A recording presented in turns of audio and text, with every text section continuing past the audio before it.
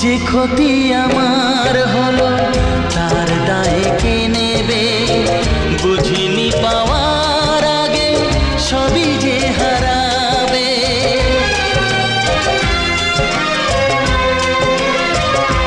ও যে ক্ষতি আমার হলো তার দায় কে নেবে?